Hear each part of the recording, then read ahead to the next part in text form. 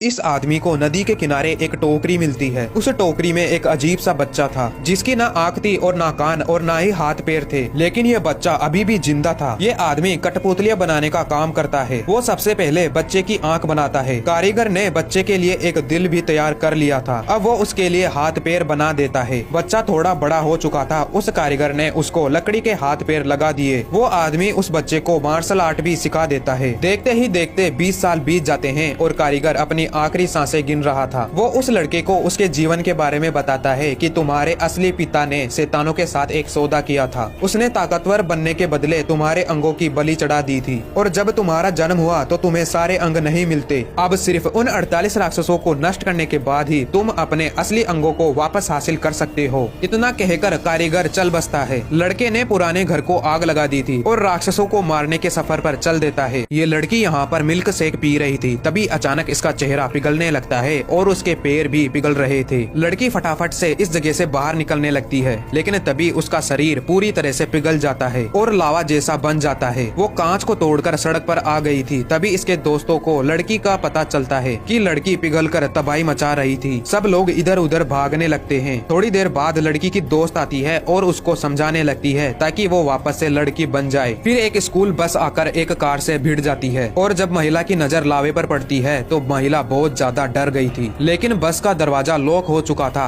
जिससे वो खुल नहीं पाता। तभी लड़की का एक और दोस्त आता है। इन लोगों के पास सुपर पावर थी। वो सड़क की एक परत को उखाड़ता है और उससे लड़की को रोकने की कोशिश करता है। लड़की अब धीरे धीरे रुकने लगी थी। इस आदमी के ऊपर 100 करोड़ का कर्जा था, तो ये कर्जे से बचने के लिए एक सुनसान टापू पर आता है और जल्दी से फोन को बंद कर तोड़ देता है ताकि कोई भी उसको ढूंढ ना पाए। अब ये अपने सारे कार्ड एक एक करके फेंकता है और भूख लगने पर कच्चे मशरूम खाता है। उसके बाद समंदर का पानी पीकर लकड़ी से आग जलाने की कोशिश कर रहा था, लेकिन जब आग नहीं जलती तो लाइटर से सिगरेट जलाता है और पीते हुए आराम करने लगता है। फिर वो समंदर के किनारे पड़े हुए उन कूड़ों को उठाता है जो इसके काम में आने वाले थे। तभी उसकी नजर एक बतख वाली नाव पर पड़ती है और अब उसके सोने का जुगाड़ भी हो चुका था। लेकिन आदमी मशरूम खाते खाते पागल हो जाता है, तो वो मछलियों का शिकार करने लगा, लेकिन उसने गलती से अपने ही पाँव के अंदर कांटा घुसा लिया था। वो पक्षियों के अंडे लेने जब पेड़ पर चढ़ा तो पक्षी उसका बीट से स्वागत करते हैं। फिर एक दिन बाल धोते समय उसको पानी के अंदर मरी हुई मछलियां मिल गई थी और जब वो मछलियों को पकाकर खाता है तो उसकी आंखों में आंसू आ जाते हैं। इस आदमी ने अब अपनी पूरी जिंदगी इसी टापू पर काटने की ठान ली थी। इसका कर्जे से बचने का तरीका थोड़ा कैजुअल था और इसके खाने पीने की पूरी व्यवस्था भी हो चुकी थी। यह लड़का माँ के साथ बस में सफर करते हुए जंगलों में पहुँच जाता है। तभी अचानक लड़के को पहाड़ पर एक विशाल सांप रेंगता हुआ दिखाई दिया। लड़के ने यह बात तुरंत अपनी माँ को बताई, लेकिन माँ लड़के की बातों पर ध्यान नहीं देती है। तभी ड्राइवर को आसमान में कुछ पत्थर दिखाई देते हैं जो सीधा उनकी बस की तरफ आ रहे थे। घबराकर ड्राइवर तुरंत स्टीयरिंग को घुमाता है, जिससे बस मुड़कर एक बड़े पेड़ से जा टकराती है। फिर ड्राइवर पत्थर को देखकर सोचता है कि आज तो बाल बाल बच गए। तभी गाइड सबको बाहर बुलाकर बस को धक्का मारने के लिए कहता है। एक आदमी बच्चे के साथ नदी के पास चला गया था और मूतकर मेंढक को छेड़ने लगता है, जिसका अंजाम बहुत बुरा होने वाला था। तभी अगले पल एक लंबी जीभ आदमी को जंगल में खींच लेती है। लड़का आदमी को आवाज लगा रहा था। तभी एक बड़ा मेंढक जीभ से बच्चे पर हमला करता है, लेकिन लड़का उससे बच गया था और अपनी माँ की तरफ भागने लगा था। पर वहीं एक बुढ़ा आदमी पत्थर पर अजीब सा चिपचिपा पदार्थ देखकर घबरा जाता है और सबको तुरंत यहाँ से निकलने को बोलता है।